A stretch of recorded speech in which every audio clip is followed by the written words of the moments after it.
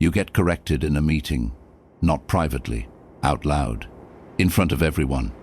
And the person doing it frames it as just making sure we're all aligned. So you nod, because what else do you do?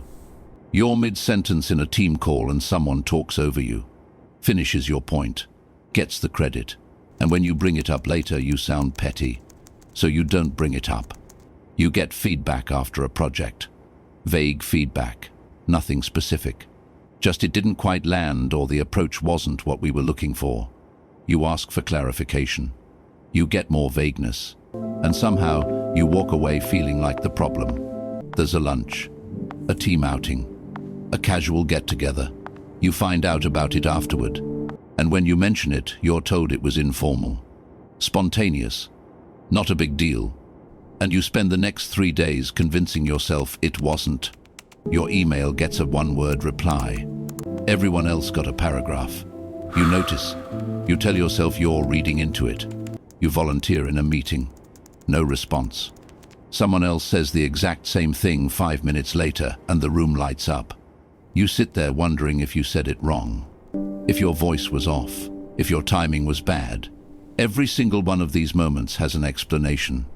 Every single one is deniable. And every time you try to figure out what's actually wrong, you end up finding yourself.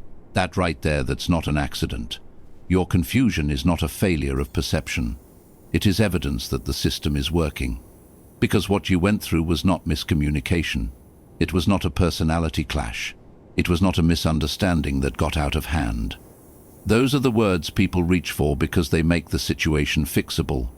If it's miscommunication, you just communicate better. If it's a personality clash, you adjust. If it's a misunderstanding, you clarify. But what if there's nothing to clarify? What if the situation isn't broken? What if it's functioning exactly as designed? This is a pattern, and patterns don't need a plan. They don't need a meeting where someone decided to target you. They just need conditions. And one of those conditions is that the pattern must never be nameable. Because the moment it can be named, it can be addressed. So it's built to survive being named. Every piece of it is deniable on its own. And that's not a flaw in the system. That's the system. Now here's what it actually did to you, not what you think it did, but what it actually did. You started over-explaining. Simple requests turned into paragraphs. You added context nobody asked for because somewhere along the way you stopped trusting that your words would land the way you meant them. You started rehearsing conversations before they happened. Lying in bed at night, running through what you'd say, how they'd respond, what you'd say back. Not because you're anxious by nature. Because you'd been burned enough times that your brain started treating every interaction as a potential threat. You started apologizing for things that weren't your fault. Not big apologies. Small ones. Deflexivones. Sorry, maybe I misread the situation. Sorry, I just want to make sure I understand. You called it being professional. It wasn't. You replayed meetings afterward. Not to celebrate what went well. To find what you did wrong. To locate the moment things shifted. To understand why the room felt different when you spoke. You monitored yourself constantly. Your tone, your word choice, your facial expression when someone else was talking. You were always performing a version of yourself that you hoped would finally be acceptable. You called all of that growth. You called it self-awareness. You called it professionalism and emotional intelligence and learning how to work with difficult people. It wasn't any of that. It was adaptation. It was what happens when a person is slowly trained to distrust their own instincts. Now let's talk about the specific mechanics because this is where it gets precise. There's a move called the content to delivery shift. You say something, a valid point, a real observation, a solid idea. And instead of engaging with what you said, the response targets how you said it. Your tone was off. Your timing was bad. You came across as aggressive or passive or unclear. The content disappears. The delivery becomes the issue. And now you're defending yourself instead of discussing the idea. That's a redirect. And it works every single time because it puts you on the wrong battlefield. Then there are the moving goalposts. You meet one standard and a new one appears. You adjust your communication style and suddenly the issue is your attitude. You fix your attitude and now it's about your visibility. You increase your visibility, and now you're not being strategic about it. There is no finish line. The finish line moves. Not randomly, it moves specifically to stay just ahead of wherever you are. Then there's public correction.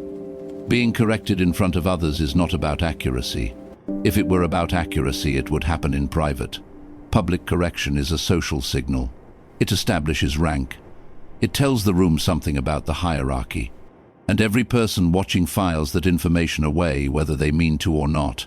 And then there's the slow, quiet shaping of your reputation. People carry a version of you that you didn't create. Somewhere in a conversation you weren't in, you became difficult or not a team player or hard to work with. You don't know when it happened. You don't know who started it. But you feel it in the way people respond to you. The version of you that exists in those conversations arrived before you did. None of this requires malice. That's the part that's hardest to sit with. This doesn't require a villain. It doesn't require someone who woke up and decided to ruin your career. It requires a system that is protecting itself. Status gets protected. Authority gets maintained.